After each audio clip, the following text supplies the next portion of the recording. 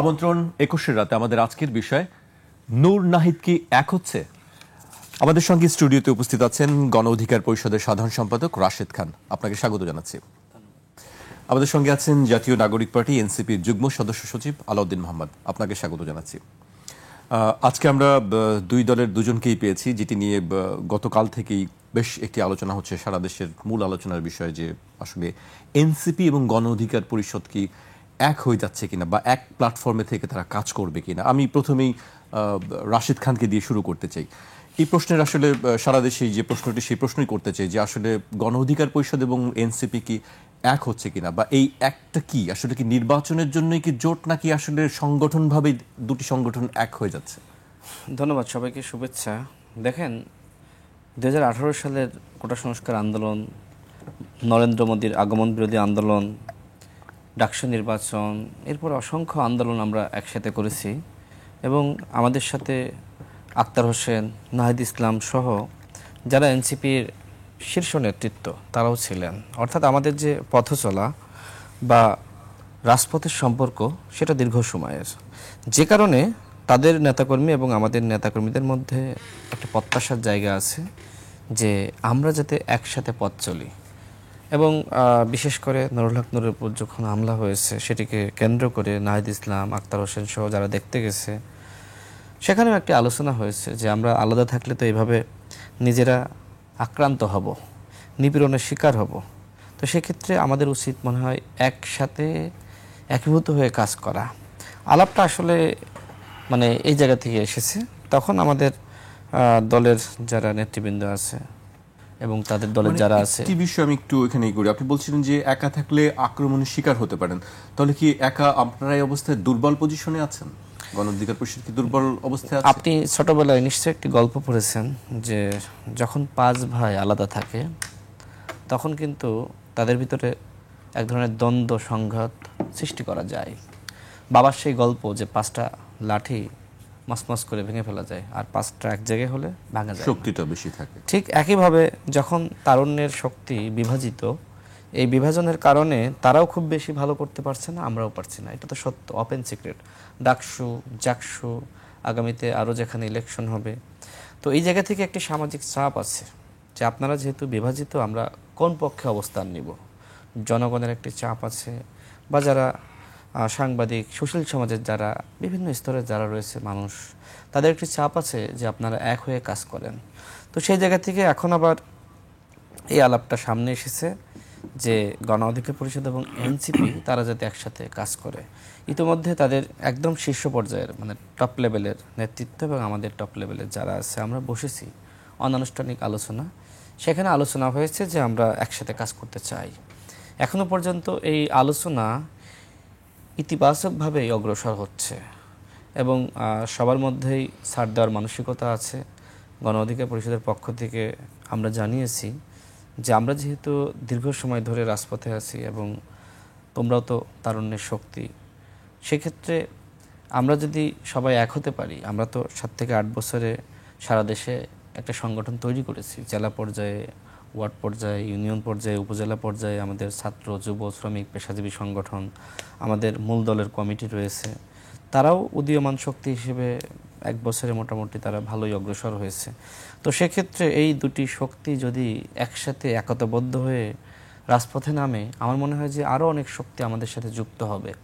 এখন আমরা যদি এক না হতে পারি, বাকি সম্ভাবনা কিন্তু থাকলো না। তো সেক্ষেত্রে এনসিপি গণ অধিকার পরিষদ একসাথে পথ চলে মানুষের স্বপ্ন পূরণ করবে, নাকি এইভাবে আসলে ছোট দলের বড় নেতা হবে? বড় দলের ছোট নেতারা অনেক গুরুত্ব পায়, কিন্তু আপনার ছোট দলের বড় নেতা বাংলাদেশে আছে না, এরকম ওয়ান ম্যান পার্টি। তো সেক্ষেত্রে যদি এই সম্ভাবনাগুলো কাজে লাগানো না যায়, তাহলে তো আমরা দিনে দিনে হারিয়ে যাব। প্রেসিডেন্ট জিয়াউর রহমান তিনি ক্ষমতায় আসীন হওয়ার পরে বিএনপি যে গঠন করলেন, তার আগে তাকে অনেক সংগ্রাম করতে হয়েছে। জাগো দল গঠন করেছিলেন, বিলুপ্ত করেছেন। দেখেন, সমস্ত অহংকার ভুলে গিয়ে তিনি মানে ওয়ান ম্যান পার্টি সেই নেতার সাথেও বসেছেন, তাকে বলেছেন আসেন আমি বড় কিছু করতে চাই, একসাথে কাজ করি। এরকম সমাজের গুরুত্বপূর্ণ ব্যক্তিদেরকে তিনি একীভূত করেছেন, একটা বড় পার্টি গঠন করেছেন, যে কারণেই তো বিএনপির আজকের এই অবস্থা। তাই না? ঠিক একইভাবে গণঅভ্যুত্থানে যারা সামনে থেকে নেতৃত্ব দিয়েছে তারা শুরু থেকে যদি এই কাজটি করতে পারতো তাহলে 1 বছর আমার মনে হয় যে বাংলাদেশের দ্বিতীয় বৃহত্তম দল হওয়া সম্ভবপর ছিল। কিন্তু নানান কারণে, আমি একটু শেষ করি, 1 মিনিটের মধ্যে শেষ করে দিব। নানান কারণে আপনার কাছে আরো আমার অনেক প্রশ্ন আছে, আমি এইটার উত্তর শেষ করে দিই। নানান কারণে কিন্তু সেই বাস্তবতা আমরা সেই বাস্তবতায় আসতে পারিনি। তবে এখন নতুনভাবে আবার একটি সম্ভাবনা আমি দেখেছি যে এটিকে মানুষ খুব ইতিবাচকভাবে দেখছে। তাদের দলের নেতাকর্মী, আমাদের দলের নেতাকর্মী, এর বাইরেও যারা সাধারণ মানুষ, এমনকি অন্য দলের যারা রয়েছে, তারাও বলছে হ্যাঁ, যেহেতু তোমাদের উত্থান একই আন্দোলনকে কেন্দ্র করে একসাথে বিভিন্ন আন্দোলন সংগ্রাম, ডাকসু নির্বাচন, অনেক ইতিহাস রয়েছে, সুতরাং নতুন ইতিহাস তৈরি করার জন্য তোমাদেরকে একতাবদ্ধ হওয়া দরকার। জি, রাশেদ, আপনার কাছে আবারও আসবো। আমি এই পর্যায়ে আলাউদ্দিন মোহাম্মদের কাছে আসতে চাই। যেটি আমার প্রশ্ন ছিল সেই প্রশ্নের উত্তরটা আমি পাইনি, হয়তো তিনি পরে হয়তো বলবেন। যেটি হচ্ছে যে এই দুই দল ভেঙে কি নতুন একটি দল হবে, নাকি এনসিপির ভেতরেই গণ অধিকার পরিষদ থাকবে, না গণ অধিকার পরিষদের মধ্যে এনসিপি থাকবে? এটি সাধারণ মানুষের একটি প্রশ্ন আছে যে আসলে কি হবে, নাম কি একই থাকবে, না যে নাম আছে সেই নামই থাকবে? আলাউদ্দিন মোহাম্মদ, আপনি কি মনে হয়, কি বলেন? ধন্যবাদ। যারা অনুষ্ঠান দেখছেন এবং আমার সহ আলোচক রাশেদ খানকে শুভেচ্ছা। তো আমরা এখন যে আলোচনার মধ্যে আছি, রাশেদ ইতিমধ্যেই খুব সুন্দরভাবে এটার যে প্রেক্ষাপট এবং এটার যে ভবিষ্যৎ যে ইমপ্লিকেশনসটা ব্যাখ্যা করেন। এখন বিষয়টা হলো যে কে আসলে কার কাছে আসবে এটা গুরুত্বপূর্ণ না, মূলত আমরা একে অপরের কাছে আসছি। আমরা মূলত নতুনভাবে বাংলাদেশের যে তারুণ্য 24-এর গণ অভ্যুত্থান সৃষ্টি করেছিল, তার পূর্বে আপনি দেখবেন যে 2018 সালে কোটা সংস্কার আন্দোলন, 18 সালে নিরাপদ সড়ক আন্দোলন, 2015 সালের যে ভ্যাট বিরোধী আন্দোলন, সবগুলো আপনার আন্দোলনের যারা নেতৃস্থানীয় ব্যক্তিবর্গ, তখন যারা স্কুল শিক্ষার্থী ছিল, তখন যারা আপনার কলেজে শিক্ষার্থী ছিল, তারা এখন রাজনৈতিকভাবে পরিণত রাষ্ট্রকে বুঝতে পারছেন, তারাই কিন্তু 24-এর গণ অভ্যুত্থানে অংশগ্রহণ করেছেন।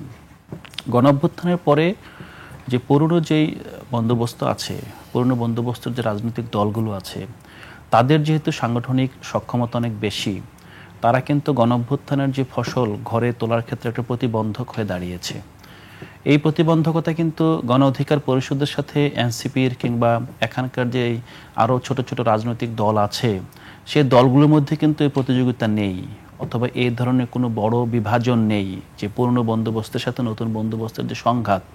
কিন্তু আমরা দেখছি যে গত 30-40 বছর ধরে যে দলগুলো বাংলাদেশকে শাসনে সুযোগ পেয়েছে, এখন যারা আছে আপনার বিএনপি, জামাত ইসলাম, তারা কোনো না কোনো সময় সবাই আপনার সরকার পরিচালনার সুযোগ পেয়েছে। তো তাদের যে আপনার সেন্টিমেন্ট, তাদের যে মাইন্ডসেট, তারা যেভাবে আপনার পুরনো যেই ব্যবস্থাকে আঁকড়ে ধরে রাখার প্রবণতা, এটা কিন্তু আমাদের নতুনদের কারোর মধ্যেই নেই। বরং নতুনদের যে স্বপ্ন, নতুনদের যে আকাঙ্ক্ষা, নতুনদের যে একটা বৈশ্বিক দৃষ্টিভঙ্গি, সেই দৃষ্টিভঙ্গির আলোকে যে নতুনভাবে একটা বাংলাদেশ বিনির্মাণের আকাঙ্ক্ষা, এই আকাঙ্ক্ষা কিন্তু পুরনো রাজনৈতিক দলগুলো ধরতে পারছেন না।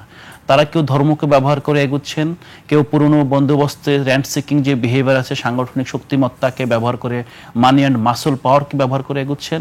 কিন্তু এই পুরো ব্যবস্থার মধ্যে আমরা তরুণরা আমরা লেফট আউট, অথবা মনে হচ্ছে যে আমাদের ভয়েস আগের মতোই আবার মার্জিনাল ভয়েস হিসেবে পরিলক্ষিত হচ্ছে।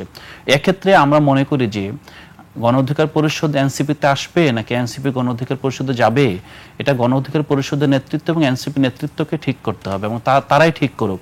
এটা জনগণের অথবা আমাদের যারা অন্যান্য রাজনৈতিক দল আছে, এটা নিয়ে মনে হয় না যে অনেক বেশি আপনার স্টোরি টেলিং এর এখনই দরকার আছে। কারণ তারা, যেটা ইতিমধ্যে রাশেদ বলেছেন, যে তারা ওই 5 ভাইয়ের মতোই আসলে, এখানে একই জায়গা থেকে তাদের উত্থান, একই গর্ভে তাদের জন্ম, এখন তাদের একই সাথে পথ চলা, এটা একটা ন্যাচারাল একটা ব্যাপার। যদি এটা না হয়, বরং সেটাই আপনার একটা আর্টিফিশিয়াল বিভাজন তৈরি করা, যেই তৈরিটা আমরা আসলে চাচ্ছি না। তো সেক্ষেত্রে আমরা বলবো যে এটা আমাদের নেতৃবৃন্দ যেটাকে ভালো মনে করে সেটাই করবেন, এবং এটাতে আমরা যারা আছি, যারা দলকে ভালোবাসি, এবং শুধুমাত্র দলকে না, আমরা এই তারুণ্যকে ভালোবাসি, তারুণ্যের যে অ্যাসপাইরেশন, এই অ্যাসপাইরেশনটাকে আমরা ধারণ করি। আমরা চাই যে কোনো মূল্যে আপনার তরুণরা একসাথে বাংলাদেশকে নতুনভাবে রিবিল্ডিংয়ের ক্ষেত্রে একটা প্রতিশ্রুতি গ্রহণ করুক, এবং বাংলাদেশের বাইরে যারা বাংলাদেশের বন্ধু আছেন, তারাও কিন্তু বাংলাদেশকে এভাবেই দেখতে চান। একটা বিভাজিত বাংলাদেশ তারা চান না, একটা খণ্ডিত বাংলাদেশ তারা চান না। তারা চান বাংলাদেশের যে তরুণরা নতুন যে ভিক্ষার মাধ্যমে বাংলাদেশ বিনির্মাণ করতে চায় তারা সবাই একত্রিত হয়ে পুরনো শক্তির সাথে পুরনো শক্তিকে চ্যালেঞ্জ ছুড়ে দেবে। সেই চ্যালেঞ্জ ছুড়ে দিলেই পুরনো শক্তিও যদি দেশ পরিচালনা থাকে, তারাও কিন্তু এই তারুণ্যকে অস্বীকার করতে পারবে না। তারুণ্যের চাওয়াটাকে আপনার আমলে নিয়েই তার দেশ পরিচালনা করতে হবে। জি, আপনার কাছে আমি আবারও আসবো। আমি এই পর্যায়ে রাশেদের কাছে আসতেছি। আপনি তো গণ অধিকার পরিষদের সাধারণ সম্পাদক হিসেবে দায়িত্ব পালন করছেন। আমরা জানি নুরুল হক নূর তিনি সভাপতি হিসেবে আছেন। সেক্ষেত্রে এনসিপির সঙ্গে আপনারা গেলে সেই ক্ষেত্রে আপনাদের অবস্থান কি হবে, বা পদের বিষয়ে বা নেতৃত্বের ব্যাপারে কোন জায়গাটি আমরা দেখতে পাবো বলে মনে হয়? দেখেন, এখনো পর্যন্ত আলোচনা চলছে, ইতিবাচকভাবে আলোচনা অগ্রসর হচ্ছে। তবে এনসিপি প্লাস গণ অধিকার পরিষদ আলাপ আলোচনার মাধ্যমে যে কোনো একটি নাম পিক করা হতে পারে, অথবা এনসিপি প্লাস গণ অধিকার পরিষদ ইকুয়াল নতুন নাম হতে পারে। এখনো পর্যন্ত আলোচনা চলছে, কি হবে সেটা তো আলোচনার মাধ্যমে চূড়ান্ত সিদ্ধান্ত হবে। তো যাই হোক, আমার মনে হয় যে যেটি হোক না কেন, যত দ্রুত তরুণরা এক হতে পারবে তত ভালো। আর এক না হতে পারলে রাজনীতি সবাই যে যার জায়গা থেকে করবে, কিন্তু কাঙ্ক্ষিত রাজনীতি কেউ করতে পারবে না। কারণ শুধুমাত্র তো মানে মানে এটা সে সত্য বলেছে যে তরুণরা মানুষের পালসটা খুব সহজে বুঝতে পারে, যেটা আসলে আজ থেকে 30 বছর আগে যারা তরুণ ছিল, এখন যারা আসলে বয়োজ্যেষ্ঠ, নানান কারণে তারা কিন্তু আসলে এই মানুষের আকাঙ্ক্ষার রাজনীতিটা অনেকটা বুঝতে পারছে না। এটা আমরা সামাজিক যোগাযোগ মাধ্যমে দেখছি তো, যে আসলে কাকে নিয়ে ট্রল হচ্ছে, কাকে নিয়ে কটাক্ষ করা হচ্ছে, কার বক্তব্য নিয়ে বিতর্ক সৃষ্টি হচ্ছে। তো এই বয়সের কারণে কিন্তু অনেক সংকট সমস্যা হচ্ছে, এটা সত্য। বাট যারা সিনিয়র আছে তাদের অভিজ্ঞতা আমাদের জন্য গুরুত্বপূর্ণ, তাদের ভুলগুলো আমাদের জন্য গুরুত্বপূর্ণ, এবং সেগুলোকে যদি আমরা এক ধরনের শিক্ষা হিসেবে গ্রহণ করতে পারি, তাহলে কিন্তু আমরা ভুল করার সম্ভাবনা আমাদের খুবই কমবে। তো আমার মনে হয় যে নতুন নামে বা দুটি দলের যে কোনো একটি নামে আলোচনার মাধ্যমে যে সিদ্ধান্ত আসুক না কেন, যদি সেখানে স্যাক্রিফাইস করার মানসিকতা থাকে, যদি সেখানে ছাড় দেওয়ার মানসিকতা থাকে, আমরা যদি একে অপরকে গ্রহণ করার মানসিকতা থাকে, যেটি বললেন যে এমন না যে আমি তার দলে জয়েন করবো বা সে আমার দলে জয়েন করবে, এক্ষেত্রে একে অপরের কাছে আসে। এখন এই কাছে আসা আসলে মানে কতটা বাস্তবসম্মত হবে, সেটা তারা কতটুকু ছাড় দেবে, আমরা কতটুকু ছাড় দিব, সেটার উপরে ডিপেন্ড করবে না। আসলে সেটি আসলে আরো সময় গেলেই বোঝা যাবে যে আসলে আপনাদের মধ্যে কতটুকু বোঝাপড়া আছে, বা সেই অনুযায়ী হয়তো আপনারা অগ্রসর হবেন। আরেকটি বিষয়ে আমার যেটি আপনার কাছে জানতে চাই, যে এই মুহূর্তে আসলে রাজনীতিতে সবাই সক্রিয়, সব দলগুলোই যার যার মতন অবস্থান থেকে কাজ করছে, কর্মসূচি দিচ্ছে। গণ অধিকার পরিষদ আসলে কাদেরকে এই মুহূর্তে মনে করে যে আমাদের প্রতিপক্ষ, রাজনৈতিক প্রতিপক্ষ কারা আসলে মনে হয় আপনাদের কাছে? না, এই মুহূর্তে আমি মনে করি না যে কি আমার প্রতিপক্ষ, কারণ আমরা সবাই ফেসিবাদ বিরোধী শক্তি, আমাদের ভিতরে সেই বোঝাপড়া আছে, হয়তো বিতর্ক আছে, আমাদের ভিতরে চাওয়া পাওয়ার পার্থক্য আছে, কিন্তু এই মুহূর্তে আমি কাউকে শত্রু মনে করি না। জি, বিএনপি বা জামায়াতের সঙ্গে আপনাদের একটি দীর্ঘদিনের ভালো একটি সম্পর্ক আছে, ছিল, জানি এটা আমরা, কিন্তু তাদের সঙ্গে এক না হওয়ার, মানে একসঙ্গে কাজ করতে না চাও, এনসিপির সঙ্গে কাজ করতে চাও কেন হঠাৎ করে? না, এনসিপির সাথে কাজ করতে চাওয়া বলতে, তাদের আমাদের উত্থানটা একই রকম, তারাও তরুণ, আমরাও তরুণ, এবং তাদের আমাদের পথ চলার ইতিহাস রয়েছে, সংগ্রামের ইতিহাস রয়েছে, একসাথে রাজনীতি করার ইতিহাস রয়েছে, যে কারণে এইটা আসলে বেশি আলোচনায় আসছে। আর বিএনপির সাথে তো আমরা এক দলের আলোচনা কখনো ছিল না, বা বিএনপিতে যোগদান করব বা ওইটা বাস্তবতাও না, মানে বাস্তবসম্মত না যে বিএনপি গণ অধিকার পরিষদে একীভূত হবে, এটা তো আদৌ সম্ভব না। বা এই ধরনের আলোচনা বিএনপি, সেটি একীভূতের কথা বলছি না, আপনাদের সঙ্গে আমরা দেখেছি রাজনৈতিকভাবে খুব ভালো একটি সম্পর্ক ছিল বিএনপির সঙ্গে। আপনি নিজেও বিএনপি থেকে নির্বাচন করার একটি সম্ভাবনার কথা আমরা জানি এখনো পর্যন্ত, যে ঝিনাইদহ থেকে আপনি নির্বাচন করবেন।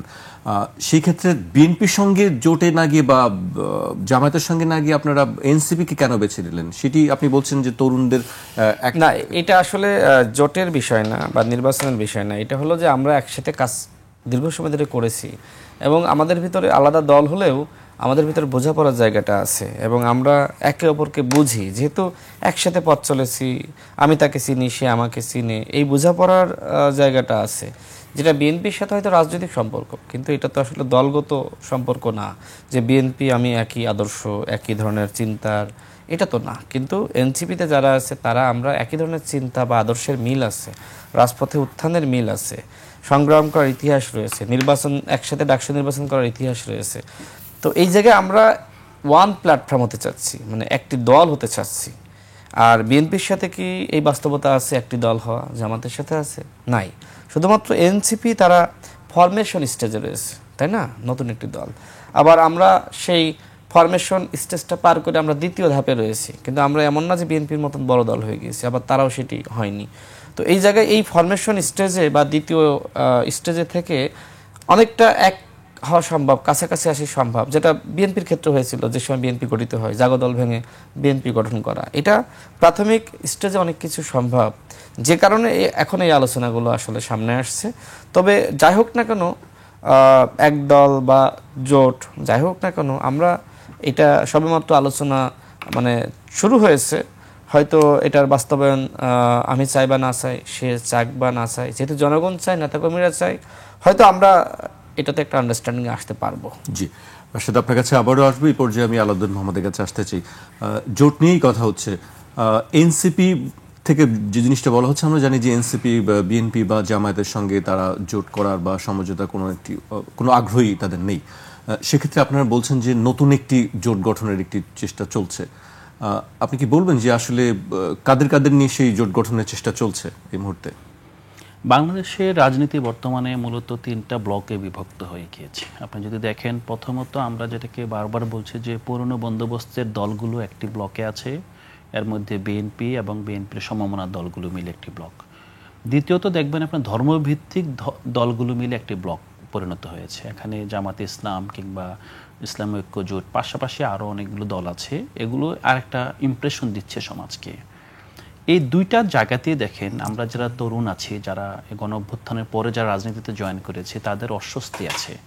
আমরা বিএনপির নেতৃত্বের যেই ব্লক আছে, এই ব্লকটা, অথবা বিএনপির নেতৃত্বে বলবো না, মানে বিএনপি যে ব্লকের নিউক্লিয়াস, মানে তাকে কেন্দ্র করে যে আপনার সিভিল সোসাইটি বলেন, ব্যবসায়ী গোষ্ঠী বলেন, শ্রমিক সংগঠনগুলো বলেন, অথবা জনগণ বলেন, সেই জনগণের মধ্যে আমাদেরকে মানি এবং মাসলকে কেন্দ্র করে রাজনৈতিক ক্ষমতা চর্চার একটা আপনার ইতিহাস এবং বাস্তবতা বিদ্যমান। দ্বিতীয়ত দেখেন যে আপনার জামাতি ইসলামী যদি যেই নিউক্লিয়াসের প্রধান কেন্দ্র, সেখানে দেখবেন যে সবগুলোর জায়গায় আপনার ম্যানিপুলেশনটা হলো বিশ্বাস ভিত্তিক, হ্যাঁ, আদর্শ ভিত্তিক, মানুষের জীবন আচার ভিত্তিক। এবং এটা আসলে আমি কোনো দল দোষারোপ করব না, বাট জায়গাটা হলো যে এখানে একটা ব্লক বিশ্বাসকে ম্যানিপুলেট করছে, ধর্ম বিশ্বাসকে, আর একটা দল আপনার এখানে তার যে সাংগঠনিক কাঠামো, তার যে আপনার মানি এবং মাসল, সেটাকে আপনার ম্যানিপুলেট করছে। এই দুইটা থেকে কিন্তু তরুণরা বের হয়ে আসার জন্য আপনার যেটা আমরা বলছি যে বাইনারি খতম হয়ে গিয়েছে, বাইনারি আসলে উত্তর, আমরা আপনার মতাদর্শিক বিভাজন উত্তর আমরা যুগে প্রবেশ করেছি এই অভ্যুত্থানের মাধ্যমে। তাহলে এই তাদের প্রতিনিধি কারা আসলে? তাদের প্রতিনিধি কিন্তু ছড়িয়ে ছিটিয়ে থাকা বিভিন্ন ব্লকে বিভক্ত হওয়া তরুণরা, যারা আসলে ধর্ম ভিত্তিক রাজনীতিও চায় না, আবার পুরনো কায়দায় আপনার চাঁদাবাজি ভিত্তিক, ক্ষমতা চর্চা ভিত্তিক, দুর্নীতি ভিত্তিক এই রাজনীতিটাও চায় না। ধরেন, কারণ আমাদের এই যে গণ অধিকারের সাথে আমাদের কিংবা অন্যান্য ছোট ছোট জায়গার সমঝোতার জায়গায় এইটাই, আমরা আত্মমর্যাদাশীল তরুণ, আমাদের মনে হয় যে আমরা এই দুইটার কোনোটাতে যেতে পারবো না, আমাদের পক্ষে সম্ভব না। সো আমরা যেটা চিন্তা করছি যে এনসিপির সাথে গণ অধিকারের সবচেয়ে ক্লোজ রিলেশনটা ওই জায়গাতে, যে আমরা এই দুইটা ব্লকের কোনোটাকেই আমরা আমাদের অস্তিত্ব অথবা আমাদেরকে খুঁজে পাই না সেখানে।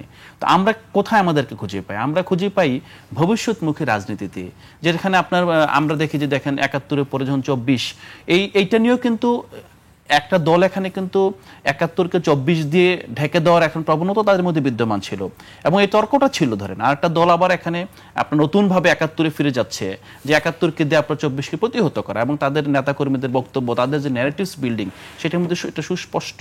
তখন এখন যারা আসলে এই মতাদর্শিক বিভাজনের ঊর্ধ্বে গিয়ে আমাদের একটা আপনার পরিকল্পিত নগরায়ন দরকার, আমাদের নাগরিকদের আপনার নাগরিক নিরাপত্তা দরকার, আমাদের শিক্ষা ব্যবস্থা, স্বাস্থ্য ব্যবস্থার উন্নয়ন দরকার, আমাদের যে ওয়েলফেয়ার স্টেট করার জন্য যেই আপনার নাগরিক সুবিধাগুলো নিশ্চিত করা দরকার, রাজনীতিতে সেই এজেন্ডাগুলো আনা দরকার এবং সেগুলো ভিত্তিতে কাজ করা দরকার। কিন্তু আমরা যে পুরনো কায়দায় এই দুইটা ব্লকে দেখি, তাদের রাজনীতির মধ্যে এটা নাই।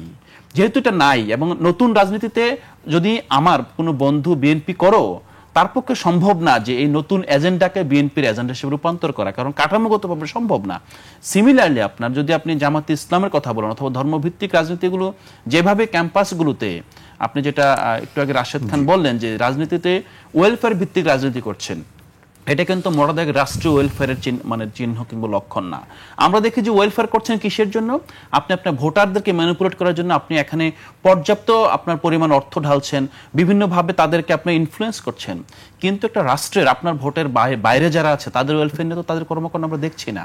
তো আমরা যদি দেখি যে মোটা দাগে রাজনৈতিক যে বাস্তবতা, রাষ্ট্রের প্রাতিষ্ঠানিক বাস্তবতা যদি পরিবর্তন করতে হয়, তাহলে আমাদেরকে নতুন ব্লক করতে হবে, নতুন মোর্চা করতে হবে। সেই মোর্চার অংশ হিসেবেই আপনি এই একটি দুইটা দল একসাথে কাজ করা, তারপর কারা কারা আমাদের মতো চিন্তা করে তাদেরকে একীভূত করে আমরা একসাথে একটা মোর্চা করতে চাই, যে মোর্চাটা সত্যিকার অর্থেই বাংলাদেশের অতীতের সবগুলো ভুল থেকে শিক্ষা নেবে এবং সবগুলো ভালো কাজকে স্বীকৃতি জানাবে, কিন্তু কাজ করবে ভবিষ্যতের দিকে তাকিয়ে।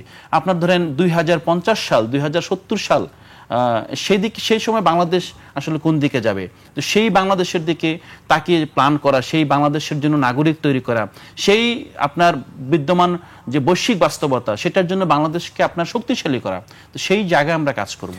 তো কারা কারা আছে আমি যেটি জানতে চাচ্ছিলাম, সে আপনাদের সঙ্গে কি নিশ্চয়ই কথা হচ্ছে, আরো যারা দল আছে তার সঙ্গে, সেই দল কারা কারা আপনি একটু বলবেন কি, বা কত সংখ্যা এটি হতে পারে? আমার মনে হয় যে আপনারা যদি তথ্য হিসেবে এটা না নেন, আপনি যদি এই দুই ব্লকের বাইরে আপনি যদি তাদের বক্তব্য দেখেন, তাদের আলাপ আলোচনা দেখেন এখানে অনেকগুলো রাজনৈতিক দল আছে যারা ধর্মভিত্তিক ছাত্র সংগঠনের শীর্ষ পদে ছিলেন, কিন্তু তারা তাদের মূল দলে জয়েন করেন নাই। হ্যাঁ, তারা আবার নতুন দল গঠন করেছেন, তাদের কেউ কেউ আমাদের সাথে যুক্ত হয়েছেন, কেউ কেউ গণ অধিকারে যুক্ত হয়েছেন। কেন যুক্ত হয়েছেন এই প্রশ্নের উত্তর খুঁজতে গেলে আমরা দেখব যে এখানে নতুন জেনারেশন যে অ্যাসপিরেশন পুরনো দলগুলো ধারণ করতে পারছে না। তারা তাদের তরুণদেরকে ছাত্র সংগঠনের মাধ্যমে ট্রেন করছে ঠিক আছে, কিন্তু ট্রেনিং এর পর তারা তাদের মূল সংগঠনে জয়েন করছেন না। তো এইটাকে যদি আপনি বিশ্লেষণ করেন দেখবেন যে তারা আসলে ট্রেন্ড হয়েছেন, ডক্ট্রিনাইজড হয়েছেন। তারা অনেকগুলো সেই দলের আপনার যে ন্যারেটিভসের মধ্যে নিজেদের ঢুকে ফেলেছেন, ডক্ট্রিনের মধ্যে নিজেদের প্রবেশ করেছেন, বাট স্টিল ধরেন তারা বিদ্যমান বাস্তবতায় মূল দলে জয়েন করতে পারছেন না, জয়েন করছেন না। তো নতুন কিছু চাচ্ছেন, নতুন দল গঠন করতে চাচ্ছেন। এই প্ল্যাটফর্মগুলো আমাদের ভবিষ্যতে আমাদের সাথে কাজ করার আগ্রহ প্রকাশ করেছে। ইভেন আজকে যারা আমরা দেখেছি যে ধর্মভিত্তিক দলগুলো ছাত্র সংগঠন, তাদের ম্যাক্সিমাম তারা মূল দলে জয়েন করবেন না, এটা আমরা নিশ্চিতভাবে আমরা দেখছি যে অতীত বাস্তবতা এবং ভবিষ্যৎ বাস্তবতা আমরা এটা অনুভব করি। ধরেন সেক্ষেত্রে তারাও আসলে এই নতুন মোর্চায়, তারুণ্যের মোর্চা জয়েন করতে পারেন। জি, আমি আবার রাশেদ খানের কাছে আসতে চাই। আপনারা তরুণ রাজনৈতিক দল নিয়ে একসঙ্গে মোর্চা গঠনের কথা চিন্তা করছেন, কিন্তু সাংগঠনিক বিষয়টি যদি আমি চিন্তা করি, যদি ধরি বা বাস্তবতা সারা বাংলাদেশের কথা যদি আমি উল্লেখ করতে চাই, সেক্ষেত্রে বিএনপি বা জামায়াত ইসলামীর সারা বাংলাদেশেই তাদের একটি সাংগঠনিক মজবুত একটি ভিত্তি আছে। সেক্ষেত্রে নতুন যারা দল আছে, গণ অধিকার পরিষদ বা এনসিপি, আপনাদের নিশ্চয়ই সারা দেশে সেই অবস্থায় সাংগঠনিক শক্তি নেই। সেক্ষেত্রে আপনারা আসলে কিভাবে মোকাবেলা করবেন আপনাদের রাজনৈতিক প্রতিপক্ষকে? ধন্যবাদ। এই মুহূর্তে আসলে আমার কোনো প্রতিপক্ষ নাই। বিএনপি জামাত আমার প্রতিপক্ষ না। প্রতিপক্ষ না, কম্পিটিটর বা প্রতিদ্বন্দ্বী, যেটি আপনি যে নাম দেন। আমরা যদি ওই আওয়ামী লীগের সময়কার রাজনীতি বা অন্য সময়কার রাজনীতি, পুরনো রাজনীতি চিন্তা করি, তাহলে হবে না। এখন আমাদের ভিতরে পরিবর্তন আনতে হবে। কেউ আমার প্রতিপক্ষ না, আমার সহযোগী বা প্রতিযোগী, এবং সেটা হতে হবে অত্যন্ত গণতান্ত্রিকভাবে। কোনো ধরনের মাসল পাওয়ার বা মানি পাওয়ার ব্যবহার করা যাবে না। ভাই যেটি বলছিলেন যে ওয়েলফেয়ার পলিটিক্স, দেখেন আমরা একটি কল্যাণ রাষ্ট্র গঠন করতে চাই, আর কল্যাণের দায়িত্ব নেবে স্বয়ং সরকার। কিন্তু কল্যাণের দায়িত্ব যদি কোনো দল নেয়, সেই দল কিন্তু এই মানি পাওয়ার ব্যবহার করবে।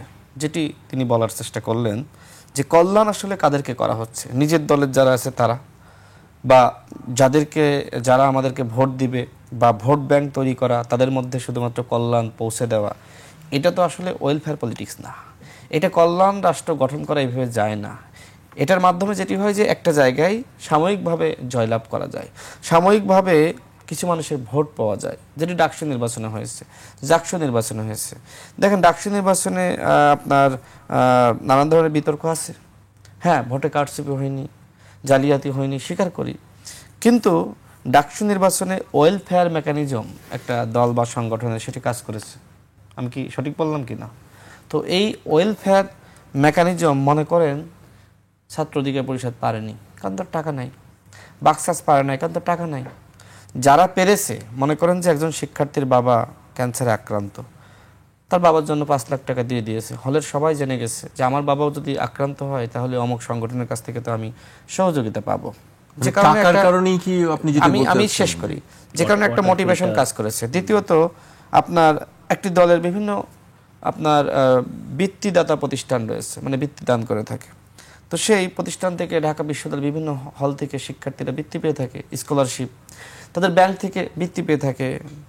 এছাড়া কোরবানির সময় যে সকল শিক্ষার্থীরা হলে ছিল তাদের জন্য হলে হলে গরু কোরবানি, ছাগল কোরবানির ব্যবস্থা করা হয়েছে। এছাড়া আপনার রমজানের সময় রুমে রুমে সেহরি, ইফতারি পৌঁছে দেওয়া হয়েছে। তো একটা সিম্পেথি বা সহানুভূতি কাজ করেছে। আবার এক্ষেত্রে আরও অনেক ধরনের মেকানিজম ছিল, আমি সবগুলো এখানে বলতে চাচ্ছি না। তো এই মেকানিজম তো এনসিপি নতুন দল হলেও তাদের যে ছাত্র সংগঠন বাকসাস, কিন্তু সেই মেকানিজমগুলো তো মানুষ জানতে চায়, বড় ধরনের একটি প্রশ্ন আপনাদের কাছে আপনাকে বললামই এই যে মেকানিজম, যে আমি মনে করি একজন শিক্ষার্থী, আমাকে মাসে 2000 টাকা বৃত্তি দেওয়া হয়, মানে স্কলারশিপ দেওয়া হয়, মনে করেন ইসলামী ব্যাংক থেকে দেয়, বা রমজানের সময় সেহরির ব্যবস্থা করা, ইফতারের ব্যবস্থা করা, কুরবানির সময় কুরবানির ব্যবস্থা করা, বা কেউ অসুস্থ হলে তার পাশে দাঁড়ানো, এই ওয়েলফেয়ার মেকানিজমটা আসলে ব্যাপকভাবে কাজ করেছে। আরও কিছু ব্যাপার ছিল, ওই কিছু বক্তব্য ছিল বিতর্কিত, যেমন তুমি আমি সবাই জানি, সাদিক কায়েম পাকিস্তানি, রাজাকার ট্যাগিং করা, স্বাধীনতা বিরোধী ট্যাগিং করা, এগুলো পরিকল্পনার অংশ কিনা আমি জানি না। দ্বিতীয়ত বাকসাসের ক্ষেত্রে একটা গেম খেলা হয়েছে। বাকসাসের এনসিপির একজন নেতাকে হঠাৎ করে নিয়ে গিয়ে জিএস ক্যান্ডিডেট করে দেওয়া হলো, আবার তার পিছনে যারা ছিল তারা আবার একটি নির্দিষ্ট ছাত্র সংগঠনের, আমি রাইট?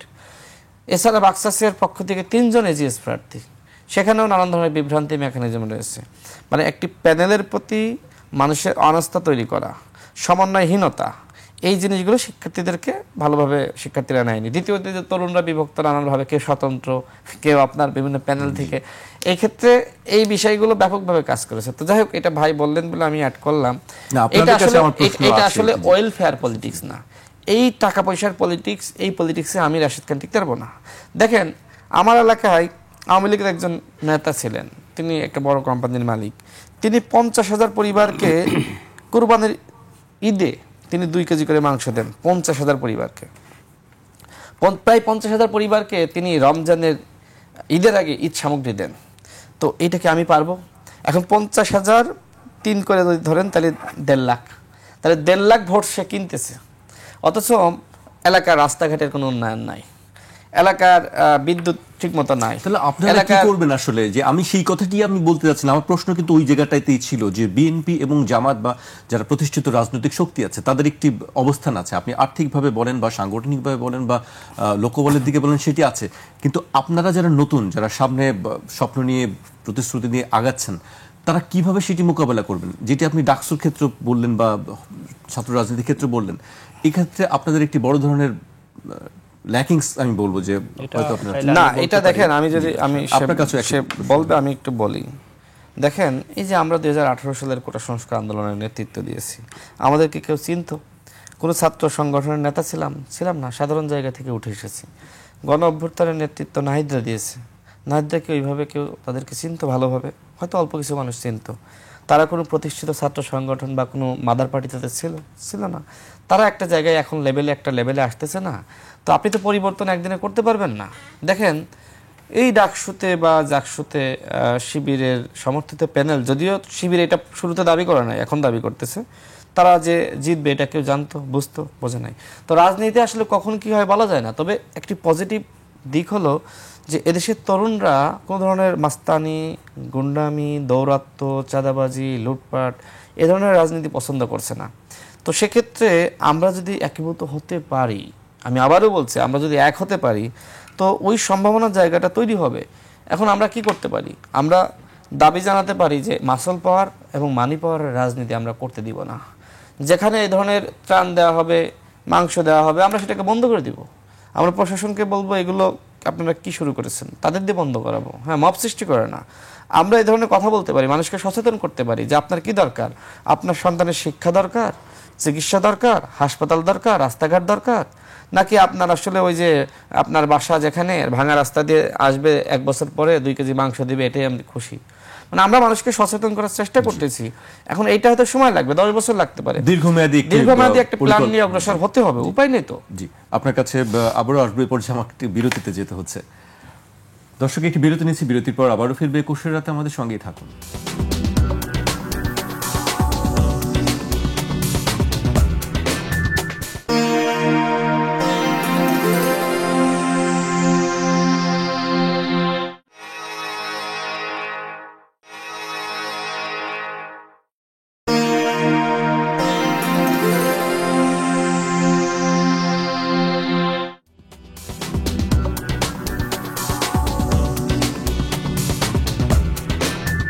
বিরতির পর আবারও স্বাগত। আপনারা দেখছেন একুশের রাত। আমাদের সঙ্গে আছেন গণ অধিকার পরিষদের সাধারণ সম্পাদক রাশেদ খান এবং জাতীয় নাগরিক পার্টির যুগ্ম সদস্য সচিব আলাউদ্দিন মোহাম্মদ। আপনার কাছেই প্রশ্ন, রাশেদ বলছিলেন যে মানি পাওয়ার, মাসেল পাওয়ার, এই জিনিসগুলো আসলে কিভাবে মোকাবেলা করবেন আপনারা? প্রথমত এই বিষয়ে একটু ক্যাম্পাসে যেটা হয়েছে সেটা নিয়ে আমার একটু ব্যাখ্যার দাবি রাখে। তো এমন না যে অনেক শিক্ষার্থী ভাবতে পারে যে আমার এখন অভাব আছে, আমার অভাব যদি কারো দ্বারা পূরণ হয়, কেউ আমাকে সহযোগিতা করতে আসে, তাহলে তোমরা কেন এটাকে বাধা দেবে, এবং এটা তো তোমার বাধা দেওয়ার কোনো এখতিয়ার নাই। অ্যাকচুয়ালি আমরা বাধা দিচ্ছি না, আমরা সেটাকে নিরুৎসাহিত করছি না। আমরা যেটা বলছি যে this politics should not be there. আপনি দেখেন যে হলে হলে শিক্ষার্থীদেরকে আপনার ওই পানি ফিল্টার দেওয়া হবে। তো শিক্ষার্থীদের পানি ফিল্টার যদি কোনো কোম্পানি দেয়, কার মাধ্যমে দিবে? ইউনিভার্সিটি প্রশাসনকে অ্যাপ্রোচ করবে। অ্যাপ্রোচ করলে তখন প্রশাসন যদি মনে করে যে যারা দিচ্ছেন তাদের কোনো ইল মোটিভ নেই, তাদের এখানে বিজ্ঞাপন নেই, হ্যাঁ, তারা অথবা যদি বিজ্ঞাপন হয় কতটুকু বিজ্ঞাপন গ্রহণযোগ্য মাত্রার, কারণ ইউনিভার্সিটির স্পেসটাও কিন্তু একটা কমার্শিয়াল আপনার টার্গেটেড স্পেস। একটা কোচিং সেন্টার কি ইউনিভার্সিটিকে একটা ক্লাসরুম গিফট করতে পারে? বিসিএস এর কোচিং সেন্টার এটা কিন্তু ইউনিভার্সিটি নেবে না। তার মানে ইউনিভার্সিটির নিজস্ব পলিসি থাকবে, আমি কার কাছ থেকে ফান্ডিং গ্রহণ করব কি করব না। এই জন্য সারা বিশ্বেই একাডেমিক ফ্রিডম নামে যে কনসেপ্টটি আছে, একাডেমিক ফ্রিডমের সাথে তার ফান্ডিং যুক্ত আছে। বহির্বিশ্বে যেখানে প্রাইভেট বিশ্ববিদ্যালয়গুলো হয়, আপনি নর্থ আমেরিকা বলেন, নর্থ আমেরিকার হার্ভার্ড থেকে শুরু করে আপনার প্রিন্সটন, স্ট্যানফোর্ড, সবগুলো বিশ্ববিদ্যালয় প্রাইভেট বিশ্ববিদ্যালয়কে সরকার হলো জমি দেয়, আর আপনার এখানে ফিলান্থ্রোপিস্ট তারা এখানে ডোনার হয়ে আপনার ইউনিভার্সিটি ক্যাম্পাস তৈরি করে, তখন তাদের যে মেকানিজম থাকে, এই মেকানিজম মূলত অ্যালামনাইরা চালায় ইউনিভার্সিটি।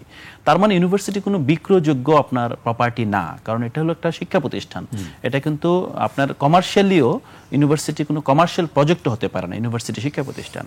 তো সেক্ষেত্রে আমরা বাংলাদেশের ক্ষেত্রে যেটা দেখছি যে বাংলাদেশের যে রাষ্ট্রের যেই ত্রুটি অথবা রাষ্ট্রের যে মেকানিজম, সে মেকানিজমের যে দুর্বলতার সুযোগে এখানে কিন্তু রাজনৈতিক গোষ্ঠীগুলো ঢুকে পড়ে। রাজনৈতিক গোষ্ঠীগুলো ঢুকে পড়ে আপনি দেখেন যে হলে ছাড়পোকার সমস্যা আছে, এই সমস্যা সমাধান করবে প্রশাসন। ছাত্ররা প্রশাসনকে মারবে কাটবে, রাষ্ট্রের যে ট্যাক্স আছে, জনগণের যেই আপনার ফান্ড আছে, সে ফান্ড থেকে প্রশাসনকে বাধ্য করবে, টাকা নিয়ে আসবে। কিন্তু আপনি রাতারাতি সমাধান করে দিবেন। আমরা দেখলাম যে কোনো একটা হলের আপনার রিডিং রুমের পাশে টয়লেট নির্মাণ করছে ছাত্র সংগঠন। হ্যাঁ, এটা আমরা এই মানে এই নির্বাচনের পরের দিনই দেখলাম, এবং আমি ফেসবুকে দেখলাম, এবং তারা প্রচার করছে যে এই সমস্যা সমাধানের জন্য তারা এগিয়ে এসছে। কেন প্রশাসন দেয় না? এখন এইটা হলো যে আপনি যে হলের আপনার ধরেন 30 স্কয়ার ফিট জায়গা নিলেন, এই জায়গার মধ্যে আপনার একটা স্থাপনা করে দিলেন। এই স্থাপনা করা যাবে কি যাবে না, এটা তো ইউনিভার্সিটির ডিজাইনের প্রশ্ন। ধরেন এখন এইটা কি ইউনিভার্সিটি দিতে পারে কিনা? আমার মনে হয় যে বাংলাদেশের যে শিক্ষা প্রতিষ্ঠানগুলো এই নির্বাচন হলো, নির্বাচনটা শুধুমাত্র আমি একটি রাজনৈতিক দলের কর্মী হিসেবে বলবো না, আমি কনসার্ন সিটিজেন হিসেবে বলতে চাই যে প্রশাসন ওয়েলফেয়ারের জন্য এখানে বিভিন্ন সংগঠনকে সুযোগ করে দিয়েছে, এই প্রশাসনকে তার যে মোরাল যে স্ট্যান্ড, সেই স্ট্যান্ডের জায়গায় একদিন দাঁড়াতে হবে।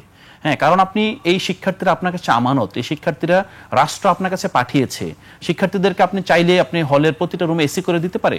আপনি যদি বলেন যে ধরুন বাংলাদেশের হিজবুত তাহরির নামে একটা সংগঠন, তারা আপনার বহির্বিশ্ব থেকে কয়েক বিলিয়ন ডলার ফান্ড এনে ঢাকা বিশ্ববিদ্যালয় সহ কয়েকটা বিশ্ববিদ্যালয়ের যে ডরমিটরিকে ফুললি এসি করে দিল, আপনি নেবেন? আপনি তো নেবেন না। ধরেন তার মানে আপনি বিভিন্নভাবে আপনি কাদের থেকে ফান্ড নিচ্ছেন, এটা খুবই গুরুত্বপূর্ণ প্রশ্ন। শুধু বাংলাদেশ না, এটা সব জায়গায়, প্রতিটা এনজিওতে গুরুত্বপূর্ণ, প্রতিটা গভর্নমেন্টের কাছে গুরুত্বপূর্ণ। আপনি সবার কাছে ফান্ড নিতে পারবেন না। তো ওয়েলফেয়ার পলিটিক্সের যে সীমাবদ্ধতা, যেটাকে বলছে ওয়েলফেয়ার পলিটিক্স এবং ওয়েলফেয়ার স্টেট, দুইটা কখনোই এক না। ওয়েলফেয়ার পলিটিক্স দিয়ে আপনি ওয়েলফেয়ার স্টেট পাবেন না, বরং ওয়েলফেয়ার পলিটিক্স দিয়ে ওয়েলফেয়ার স্টেটের যে একটা মিনিমাম ধারণা আছে, সেই ধারণাটাকে আপনি বন্ধ করে দিচ্ছেন। কিভাবে বন্ধ করে দিচ্ছেন? সেই পরিবার যে আসলে যেটাকে বললো রাশেদ ভাই যে 2 কেজি মাংস নিল, এই পরিবার 2 কেজি মাংস নিতে পারবে কিনা, এটাও কিন্তু আপনার উন্নত বিশ্বে একটা প্রপার ডেমোক্রেসিতে কার কাছ থেকে নিতে পারবে, এই জিনিসটা আপনার রাষ্ট্র অবজার্ভ করবে। রাষ্ট্র চাইলেই কেউ সেখানে ঢুকে পড়বে না। আপনি দেখেন একজন ব্যবসায়ী, বাংলাদেশের সবচেয়ে বেশি ট্যাক্স দেয় যে জর্দা ব্যবসায়ী, তার বাড়িতে প্রতি বছর 10 থেকে 20 জন পদদলিত হয়ে নিহত হয়। আপনি জানেন, যখন ওরা জাকাতের টাকা দেয়, জাকাতের পয়সা দেয়। আপনি দেখেন উনি যখন প্রপাইটরের ব্যবসার আপনার যে মুনাফা হবে, মুনাফার উপর রাষ্ট্রের ট্যাক্স আছে, এবং সে কত টাকা আসলে সে ওয়েলফেয়ারে দিচ্ছে, অথবা সিএসআর, অথবা মানে কর্পোরেট না ধরেন আপনার যেই এটাকে কি বলে দাতব্যতে দিচ্ছে ধরেন, রাষ্ট্রের কাছে কি সেই খবর আছে? সেই খবর কিন্তু নাই। ধরেন জাকাত একটা লামসাম করে আপনার দিয়ে দিচ্ছে। তো এইভাবে যদি আপনি দেখেন যে রাষ্ট্রের কোথা থেকে টাকা আসে, কোথায় টাকা যায়, রাষ্ট্র যদি সেটাকে ট্র্যাক করতে পারে, তাহলে রাষ্ট্র এখানে যে আমরা নির্বাচনকালীন যে অর্থ ব্যয়, কিংবা যখন আপনি ইভেন স্কুলের নির্বাচনে ম্যানিপুলেশনে যে অর্থ ব্যয়, সেই অর্থগুলোর উপর ট্র্যাক করতে পারবে। সো আমাদের রাজনীতিটা, আগামী দিনের রাজনীতি এটা হবে যে রাষ্ট্র যেটার জন্য রেসপন্সিবল, সেখানে প্রাইভেট সংস্থা ঢুকতে পারবে না। প্রাইভেট সংস্থা ঢুকলে রাষ্ট্রের হাত ধরে ঢুকতে হবে। রাষ্ট্র আইন পাশ করতে হবে যে আমরা কোন ধরনের প্রাইভেট সংস্থা অথবা কোন ধরনের নন গভর্নমেন্ট অর্গানাইজেশনকে অ্যালাউ করব। আপনি জানেন যে বাংলাদেশকে আপনার স্বাধীনতার পর সবচেয়ে বড় যে এনজিও বাংলাদেশ আপনার রুরাল ডেভেলপমেন্টের জন্য যেটা কাজ করেছে, ব্রাক ধরেন, রুরাল অ্যাডভান্সমেন্ট কর্পোরেশন, তারপর গ্রামীণ, এগুলো তো রাষ্ট্র প্রত্যক্ষভাবে আইন করে দিয়েছে তাদের জন্য, তোমরা এইভাবে কাজ করতে পারবে। এইভাবে আপনার নন গভর্নমেন্ট অর্গানাইজেশনগুলো গ্রো করেছে। কিন্তু রিলিজিয়াসলি যারা নন গভর্নমেন্ট অর্গানাইজেশন কাজ করছে, তাদেরকে কি রাষ্ট্র এখন পর্যন্ত কোনো আপনার নীতিমালা আওতায় আনতে পেরেছে? আওতায় আনতে পারে নাই। তো আমরা যেই রাজনীতিটা বলছি, আমরা বলছি না যে এই রাজনীতি তোমরা করতে পারবে না, তোমরা তোমাদের রাজনীতি করো, কিন্তু আমরা যেটা মনে করি যে এই রাজনীতিটা বাংলাদেশের যে রাষ্ট্রের যেই সোশ্যাল ফেব্রিককে নষ্ট করে দিচ্ছে। আপনি একটা দরিদ্র পীড়িত দেশে, যেখানে রাষ্ট্র আপনার করাপশন এবং রাষ্ট্রীয় মদদে যেখানে বিদেশে অর্থ পাচার হয়, সেখানে আপনার দরিদ্রদেরকে অর্থের প্রলোভনে, সুবিধার প্রলোভনে যখন কোনো রাজনৈতিক দল, বিশেষত আপনার কোনো বিশ্বাস ভিত্তিক দল যখন ম্যানিপুলেট করে, এটা কিন্তু রাষ্ট্রের যে নাগরিকদের যে স্বাধীনতা, সেই স্বাধীনতাটা কিন্তু এক অর্থে হরণ করা হয়। তো আগামী দিনে রাজনীতি কিভাবে টিকে থাকবে, রাজনীতির জন্য আরেকটা বিষয় খুব সুস্পষ্টভাবে বলতে হবে যে আপনি দেখেন যে প্রতিটা রাজনৈতিক দল এখন যেভাবে আছে, ধরেন ধর্মভিত্তিক দল বাদ দিয়ে যেটা বলি, তো তারা কিন্তু প্রতিটা আপনার সাংগঠনিক অ্যাপ্রোচ একটা জায়গায় গিয়ে থামে, এক ব্যক্তির কাছে গিয়ে থামে। আমরা যদি বলি যে আমরা এখানে শেখ হাসিনা যেভাবে শেখ হাসিনা উঠতে পেরেছে, আমরা যে মানে আমরা এটা বলি না, তারপরে যদি বলি নতুন ফেসিবাদের জন্ম যেভাবে হতে পারে, দলের ভিতরে যদি ফেসিবাদ থাকে, দলের ভিতরে যদি একনায়কতন্ত্র থাকে, দলের ভিতরে যদি মনে হয় যে একজনের কাছে সকল ক্ষমতা, তাহলে কিন্তু সেই দলের দ্বারা প্রকৃতপক্ষে গণতন্ত্র সম্ভব নয়।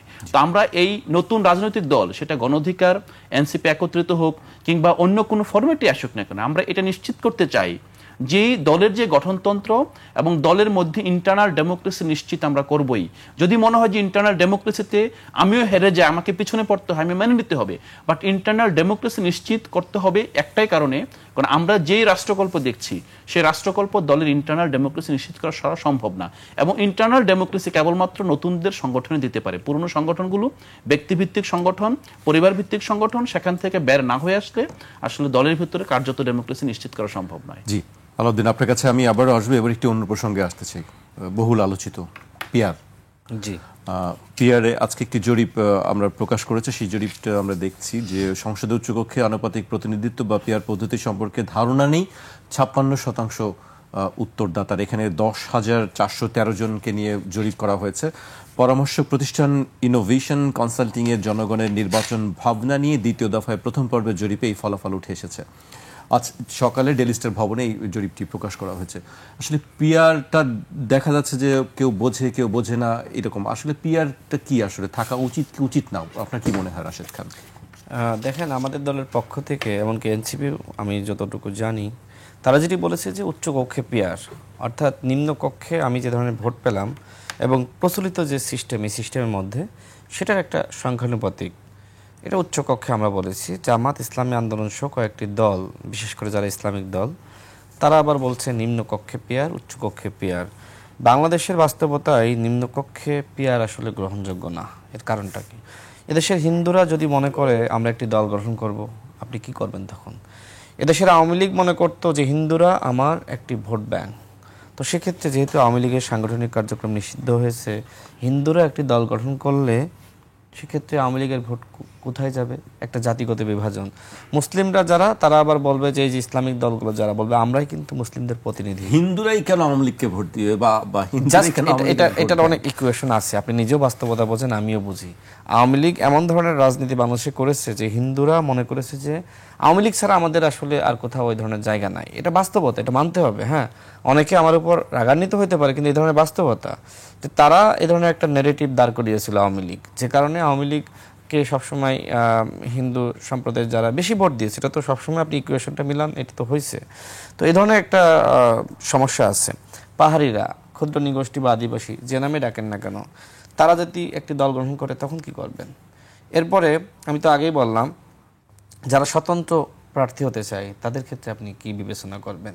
তো নানান ধরনের সমস্যা আছে। এবং ফরিদপুর, মাদারীপুর, গোপালগঞ্জের অঞ্চলের মানুষ যদি একটা নির্দিষ্ট দলকে, মনে করেন জাতীয় পার্টি নির্বাচনের সুযোগ পেল, তাদেরকে ভোট দিল, তখন পিয়ারের ভোট কোন দিকে বেশি যাবে? এইভাবে তো আওয়ামী লীগের পুনর্বাসন হতে পারে। অর্থাৎ আমার মনে হয় জামাত ইসলাম তাদের এই নিম্নকক্ষে পিয়ারের দাবি থেকে তারা সরে আসবে, কারণ জনগণ খুব বেশি নিম্নকক্ষে পিয়ার চায় না, অন্যান্য দলগুলো, অধিকাংশ দলই চায় না। বাট উচ্চকক্ষে পিয়ার চাই, সেই সংখ্যাটা আবার হিউজ। তো সেক্ষেত্রে বিএনপি যদি আবার তাদের জায়গা থেকে জামায়াত কিছুটা এবং soft হয়, ইসলামী যে দলগুলো আছে তারা দুই দিকেই আসলে পিয়ারের কথা বলছে। আমি তো সেটাই আগে উল্লেখ করেছি। তো বিএনপি যদি এই ক্ষেত্রে কিছুটা সফট হয় উচ্চকক্ষে পিয়ারের ব্যাপারে, তারা যদি কিছুটা সফট হয়, নমনীয় হয়, সেক্ষেত্রে তাহলে কিন্তু আমার মনে হয় যে একটা ইতিবাচক পরিবেশ তৈরি হয়। বাট আমাদের দল আসলে, আমরা আসলে ফ্লেক্সিবল, আমার স্পষ্ট কথা। আমরা দেশ এবং জনগণ এবং একতার স্বার্থে আমরা সব কিছু মেনে নিতে রাজি আছি। শুধু আহ্বান রাখতে চাই, বিএনপি জামাত একটা জায়গায় আসুক, একমতে আসতেই হবে, কোনো বিকল্প নাই। তারা তো একসাথে নির্বাচন করেছে, একসাথে আন্দোলন করেছে, এখনো পর্যন্ত সিনিয়র নেতাদের মধ্যে সম্পর্ক রয়েছে। এমনকি সাবেক প্রধানমন্ত্রী বেগম খালেদা জিয়া যখন লন্ডনে চিকিৎসাধীন, সেখানে যে আমাদের আমির এবং আরেকজন নায়েবে আমির, তারা কিন্তু দেখতে গিয়েছেন, সেখানে জনাব তারেক রহমান ছিলেন। অর্থাৎ সিনিয়র পর্যায়ে আলোচনা এখনো পর্যন্ত আছে, সম্পর্ক আছে। তো সেই জায়গা থেকে শেষমেশ আলোচনার ভিত্তিতে হয়তো তারা নমনীয় হবে, আমার কাছে মনে হয়। যদি নমনীয় না হয়, এক্ষেত্রে কি? এক্ষেত্রে নির্বাচন বাধাগ্রস্ত হবে। প্রধান উপদেষ্টা নিজেই বলেছেন যে আপনারা যদি সবাই একটা জায়গায় না আসেন, একতাবদ্ধ না থাকেন, আওয়ামী ফ্যাসিবাদ ফিরে আসবে। এবং আমরা যে নির্বাচনের কথা বলছি, একটি মহোৎসব মুখর নির্বাচন, সেটা মন খারাপ করে নির্বাচনে যেতে হবে।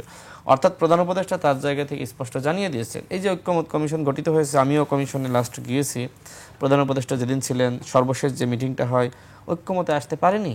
আমি তখন জনাব আলিরিয়াজ স্যারকে বললাম, স্যার, এই যে আমরা ঐক্যমতে আসতে পারতেছি না, আমরা তো গোল দিয়ে বলটা আপনাদের কোর্টে দিয়ে দিয়েছি, এখন দায়িত্ব কি? সিদ্ধান্ত আপনি নেবেন। আবার কি করতেছেন, ওই বলটা আমাদের পায়ে দিয়ে দিচ্ছেন, আমরা তো এদিক থেকে সেদিক লাথি দিব, তো কি হবে? গোল তো হবে না আর। তো আপনারা সিদ্ধান্ত নেন, যেহেতু আমরা আপনাদের উপর দায়িত্ব দিয়েছি, জনগণ তো এই সরকারের উপর ম্যান্ডেট দিয়েছে, তাই না? রাষ্ট্র সংস্কার করার, গণহত্যার বিচার করার, অবাধ সুষ্ঠু নিরপেক্ষ নির্বাচন। কিন্তু এই সরকার দায় নিতে চাচ্ছেন। আমি একটি ব্যাখ্যা সেখানে দিয়েছি। আলিরিয়াজ স্যার বলছিলেন যে আমরা সরকারকে পরামর্শ দিব, আমরা কোনো সিদ্ধান্ত নিব না। তখন আমি বললাম, স্যার, আপনার এই কমিশনের প্রধানকে? প্রধান উপদেষ্টা। যে কমিশনের প্রধান উপদেষ্টা, সেই কমিশন সিদ্ধান্ত নিতে পারে না, সেটা কি সম্ভব?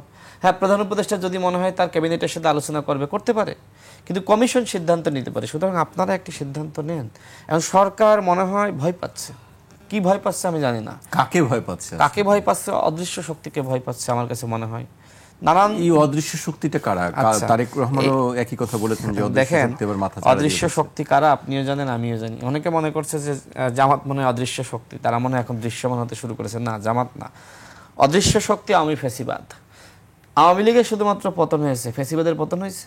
সচিবালয়ে যান, খোঁজ নেন, সব ফ্যাসিবাদ বসে আছে। মানে আসলে সরানো যায়নি বা পুনর্বাসনের জন্য আসলে কারা কাজ করছে? পুলিশে আছে, র্যাবে আছে, বিজিবিতে আছে, গোয়েন্দা সংস্থায় আছে, এমনকি মিডিয়াতে আছে। কোথাও থেকে ফ্যাসিবাদ বিতাড়িত করা যায়নি। কেন যায় এটা যায়নি? এর কারণটা হলো যে সরকারের একটা গরিমসী মনোভাব। সরকার শুরুতে মনে করছিল জামাত বিএনপি তকমা দিয়ে যাদেরকে বঞ্চিত করা হয়েছে, এখন যদি একযোগে ফিরিয়ে আনি, সেক্ষেত্রে এই প্রশাসন জামাত এবং বিএনপির পারপাস সার্ভ করবে এবং আমাদের এজেন্ডা বাস্তবায়ন করবে না। শুরুতে সরকারের একটা এজেন্ডা ছিল। তো সেই সময় তারা মনে করলো যে তাহলে আমরা আওয়ামী লীগকে ভয় দেখিয়ে আমরা কাজ করাতে চাই। সেই শেখ মুজিবের মতন যে পাকিস্তানপন্থী কামলাদেরকে ভয় দেখিয়ে কাজ করাবে, ব্যর্থ হলো না? ঠিক একইভাবে প্রধান উপদেষ্টাও কিন্তু মানে তাকে বিভ্রান্ত করা হয়েছে, তার উপদেষ্টা পরিষদ তাকে নানানভাবে, সবাই না, কেউ কেউ বিভ্রান্ত করেছে। এখন একযোগে যদি আমরা সরিয়ে দিই তাহলে আমরা কিন্তু দেশ চালাতে পারবো না। এই জায়গা থেকে মূলত এই ধরনের ফ্যাসিবাদ বিতাড়িত করা যায়নি। এখন এর ছাপারার তো আমরা, কালকে তো এনসিপির নেতা হাসনাত আব্দুল্লাহ বলল যে সরকারের ব্যর্থতার দায় নিতে হচ্ছে এনসিপিকে। জি, বলল যে এনসিপি সরকারের দায় নেওয়া লাগছে, কেন নিতে হবে না? এই প্রশ্নটাই আমি আলাদার কাছে করতে যাচ্ছি। আমি কিন্তু এই বিষয় শেষ করতে পারি? জি অবশ্যই। কেন নিতে হবে না? কারণ বৈষম্যবিরোধী ছাত্র আন্দোলনের যারা আসলে ছাত্র প্রতিনিধি হলো, নাহিদ ইসলামও সেখানে ছিলেন, আরো দুজন ছাত্র প্রতিনিধি আছেন, স্বাভাবিকভাবে যে কেউ সরকারে গেলে সে ভুল করবে, সে সমালোচনার শিকার হবে। এটা বাস্তবতা, বাংলাদেশের রাজনীতি বাস্তবতা। আসিফ মাহমুদ যে 5 আগস্ট ওই সিদ্ধান্ত কিন্তু নেওয়ার ক্ষেত্রে যে 6 না 5, আসিফ মাহমুদের সব থেকে গুরুত্বপূর্ণ ভূমিকা। সেও দেখেন নানান বিতর্কের মুখোমুখি। সে যদি সরকারে না গিয়ে একটি নতুন সম্ভাবনার দ্বার উন্মোচনের জন্য কাজ করত, তাহলে আজকে এই বিতর্কের মুখোমুখি হতে হয় না। আবার যারা বৈষম্যবিরোধী প্ল্যাটফর্ম, তারা একদিকে গেছে কয়েকজন সরকারে, আবার একদিকে এই প্ল্যাটফর্মের মাধ্যমে দল গঠিত হয়েছে, এইটা এবং জাতীয় নাগরিক কমিটি, তাই তো, দুইটার সমন্বয়ে। তো সেই জায়গা থেকে এখন তো আপনি এটা অস্বীকার করতে পারবেন না, মানে ঘুরিয়ে ফিরিয়ে কিন্তু এক ধরনের মানে দায় আপনাকে নিতেই হচ্ছে। মানে এনসিপি স্বীকার করুক আর না করুক, সবাই মনে করে যে এই দুজন ছাত্র প্রতিনিধির সাথে এনসিপির সম্পর্ক যোগাযোগ আছে। এই জায়গা থেকে অন্য উপদেষ্টাদের ভুল, সরকারের ভুল, সব কিছুর দায় দিন শেষে ওই দুজন ছাত্র উপদেষ্টার মাধ্যমে পরোক্ষভাবে হলে এনসিপির উপরে চলে আসছে। আপনিও বহুবার বা আপনাদের দল থেকে বহুবার এনসিপির সমালোচনা করা হয়েছে, এনসিপির নেতৃত্ব নিয়ে অনেকবার কথা বলা হয়েছে। আমি আলাউদ্দিন মোহাম্মদের কাছে আসতে চাই। আসলে পিআরের ভবিষ্যৎ কি?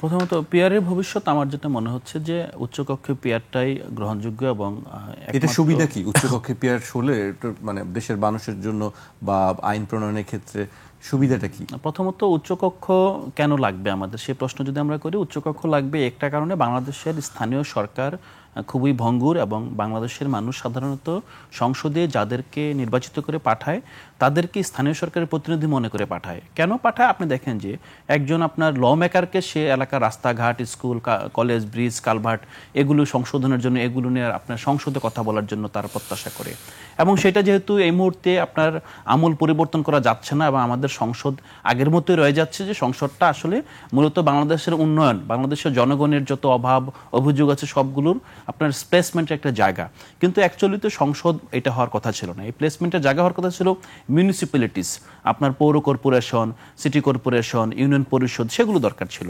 স্থানীয় সরকার শক্তিশালী করা দরকার ছিল, সেটা হয় নাই। না হওয়ার কারণে যেটা হয়েছে, আমাদের সংসদ মূলত অকার্যকর। কোন ক্ষেত্রে অকার্যকর? আইন প্রণয়নের ক্ষেত্রে সংসদ অকার্যকর। আমরা দেখেছি সংসদে এমনও আপনার নারী সদস্যদের আমরা অতীতে দেখেছি তারা ভালো করে রিডিং পড়তে পারেন না, তারা সংসদে গান গাচ্ছেন, তারা সংসদে কবিতা পাঠ করছেন। এই জায়গাগুলোতে যদি আপনি দেখেন, আপনি মোটা দাগে সংসদের বড় পরিবর্তন করতে পারার ব্যর্থতা থেকে অথবা করতে না পারার ব্যর্থতা থেকে আপনি মনে করলেন যে উচ্চ কক্ষ দরকার, যে এমন একটা কক্ষ যেখানে আসলে একটু যারা আইন কানুন বুঝে তাদেরকে সেখানে জায়গা দেওয়া যাবে, তাদেরকে নির্বাচিত করা যাবে, তাদের হাত ধরে আপনার আইনটা রেটিফাই হবে। তারা আইনটা কি হলো, নিম্নকক্ষ কি হানা ভোট বুঝে দিল নাকি না বুঝে দিল, এটা কি জাতীয় সংহতির ক্ষেত্রে ভালো, সার্বভৌমত্বের ক্ষেত্রে ভালো, জাতীয় নিরাপত্তার ক্ষেত্রে ভালো, এই বিষয়গুলো উচ্চকক্ষ একটু পর্যালোচনা করে নিম্নকক্ষে এটা পাঠাবে। উচ্চকক্ষের মূলত প্রস্তাবিত উচ্চকক্ষে তেমন কোনো পাওয়ার নেই, পাওয়ারটা হলো সে একটা পর্যালোচনা করতে পারবে। তো সেক্ষেত্রে আপনি উচ্চকক্ষে যারা থাকবেন, আমরা প্রত্যাশা করছি উচ্চকক্ষে একটা জাতীয় ঐক্যের জায়গা হবে। বিভিন্ন দেশে সিনেট আছে, আপার হাউস আছে, ওয়াচডগের মতো হবে আপনার, যেটা আসলে বাংলাদেশের মানে মোটা দাগে একটা রাষ্ট্র হিসেবে যে বিষয়গুলো আমাদেরকে দৈনন্দিন জীবনে এফেক্ট করে না কিন্তু রাষ্ট্রকে এফেক্ট করে, সেই বিষয়গুলো আপনার প্রোটেকশনটা উচ্চকক্ষ থেকে আসবে। আপনার বড় পরিবর্তন, বৈদেশিক চুক্তি, তো এই বিষয়গুলো আপনার ইভেন যুদ্ধ অবস্থায় কি হবে, একটা যুদ্ধ ঘোষণা হবে কি হবে না, আমার কাছে হঠাৎ করে মায়ানমার থেকে আক্রমণ আসলো, আমরা কি একটা অল আউট ওয়ারে যাবো কিনা, গেলে কাদেরকে সাথে নিয়ে যাবো। সে তো আমরা আগে দেখেছি যে পার্লামেন্টারি ব্যবস্থাতে যে হানা ভোটের মাধ্যমেই হয়, যে আসলে এটার পক্ষে যাব কি যাব না, সেক্ষেত্রে তো আমরা দেখেছি যে এই যে পার্লামেন্টে আপনি যে গায়িকা, নর্তকী, কবিতা পাঠ এবং মামি, খালা তাদেরকে দিয়ে ভরপুর করলে এই পার্লামেন্ট থেকে সিদ্ধান্তটা আসলে এটা বিধ্বংসী সিদ্ধান্ত হবে। তো সেক্ষেত্রে মনে হচ্ছে যে না, রাষ্ট্র বুঝে এরকম কিছু ব্যক্তিবর্গকে রাষ্ট্র আমরা প্রক্রিয়া অন্তর্ভুক্ত করা যায়। তো সেই ক্ষেত্রে যদি উচ্চকক্ষে আইডিয়া আপনি ইম্পোর্ট করেন তো ঠিক আছে, তাহলে উচ্চকক্ষে কারা যাবে? উচ্চকক্ষ যদি মনে হয় নিম্নকক্ষের যে প্রতিনিধিরা আছে তাদের আনুপাতিক হারে উচ্চকক্ষে যাবে, তাহলে উচ্চকক্ষ আপনার দরকার কি? আপনি তো নিম্নকক্ষ এটা করতে পারেন। এখন উচ্চকক্ষে এটা লাগবে যে দলের আপনার 2% ভোট আছে তার যদি 2 জন সদস্য থাকে তার একটা ভয়েস থাকবে। আর একটা বিষয় হলো যে গণতন্ত্রের যে রূপটা আমরা দেখতে পাচ্ছি যে আপনার উইনার টেকস ইট অল, যে জিতেছে সব কিছু আপনার নিয়ে নেয়, আর যে পরাজিত হয় তার আসলে কোথাও জায়গা থাকে না। একটা সময় সংসদ থেকে ওয়াকআউট করে রাস্তা দখল করে এবং মনে করে যে সে আসলে রাস্তার শক্তি, আর আপনার যারা পার্লামেন্টে আছে তারা হচ্ছে সরকারের শক্তি। তো এই ধরনের যে বাইনারির মাধ্যমে কিন্তু গণতান্ত্রিক উত্তরণ হয় না, গণতান্ত্রিক চর্চাটা সুন্দর হয় না। তো এইটা যদি উচ্চকক্ষ থাকে, উচ্চকক্ষে যদি ধরেন সাপোজ গণ অধিকার পরিষদের সারা দেশের 3% ভোট হলো, 3% ভোটে ধরেন 3 জন উচ্চকক্ষে আছে, আপনি কিন্তু বারবার আপনি মিডিয়া যখন চিন্তা করবেন যে গণ অধিকার পরিষদ আসলে কে, তখন আপনি মাথায় রাখবেন যে 3% ভোট তাদের আছে। সে কিন্তু 3% ভোট দিয়ে কিছু করছে না, বাট আপনার পারসেপশন আছে। আপনি ধরেন বৈদেশিক যে ডিপ্লোম্যাটরা আছে তারা যখন আপনাকে বিচার করবে, তারা তো নির্বাচনের রেজাল্ট খুঁজবে না বারবার, তারা দেখবে উচ্চকক্ষে কারো 15 জন আছে মানে কি সে এই 15% জনগণকে রিপ্রেজেন্ট করে।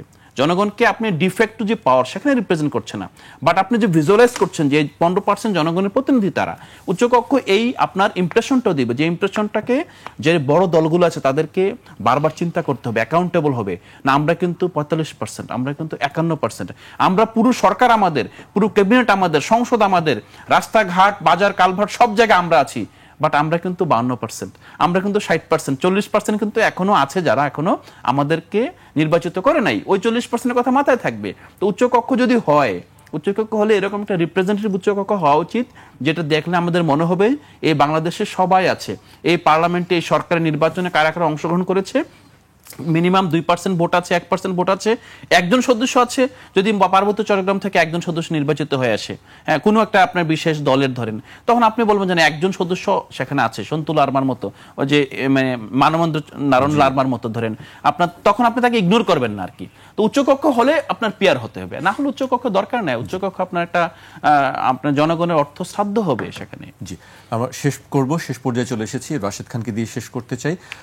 আমরা জানি যে সোমবার নুরুল হক নূরকে চিকিৎসার জন্য সিঙ্গাপুরে নেওয়া হচ্ছে। আপনি দীর্ঘদিন ধরে তার চিকিৎসা নিয়ে কথা বলেছেন, অভিযোগ করেছেন। এই দীর্ঘ সময়ে কেন লাগলো আসলে তাকে বিদেশে চিকিৎসার জন্য? এর পিছনে অন্যতম কারণ হলো যে সরকার একদিকে ঘোষণা দিয়েছে, অন্যদিকে তাকে দেশের বাইরে চিকিৎসা নিতে এক ধরনের লেন্দি প্রসেস ফলো করলো। এটা দুঃখজনক। দেখেন, স্বাস্থ্য উপদেষ্টা তিনি চিকিৎসার জন্য সিঙ্গাপুরে গিয়েছেন, এত প্রসেস কিন্তু ফলো করতে হয়নি। তো নুরুল হক নূর তিনি একজন গুরুত্বপূর্ণ নেতা, ফ্যাসিবাদ বিরোধী লড়াইয়ের অন্যতম সৈনিক। তার ক্ষেত্রে কেন দেরি করা হলো সেটা একমাত্র সরকারই জবাব দিতে পারবে। কিন্তু এটা অত্যন্ত দুঃখজনক, এবং এখনও পর্যন্ত যারা নুরুল হক নূরের উপর হামলা করেছিল তাদেরকে কিন্তু এখনও পর্যন্ত ধরা হয়নি। একটি তদন্ত কমিশন গঠিত হয়েছে, তারা কতটুকু অগ্রসর হয়েছে এখনও পর্যন্ত আমরা জানি না, আমাদেরকে এখনও পর্যন্ত তারা ডাকেনি। তো সব মিলিয়ে সরকার, ওই যে বললাম যে একদিকে উপদেষ্টা পরিষদ, আরেকদিকে রাষ্ট্রযন্ত্র, আরেকদিকে অদৃশ্য সরকার, নানান সংকটের মধ্যে এই সরকার রয়েছে। সরকারের ভুল হয়ে গেছে যে সরকার জাতীয় সরকার গঠন করেনি বা বিপ্লবী সরকার গঠন করে নাই। আমি ফ্যাসিবাদের হাতে এক ধরনের আত্মসমর্পণ করেছে আমার যেটি মনে হয়। মানে তারা আসলে নতুনভাবে এই দেশকে, এই জাতিকে অন করা, নতুন কিছু করা তাদের জন্য সেটা আসলে হয়নি।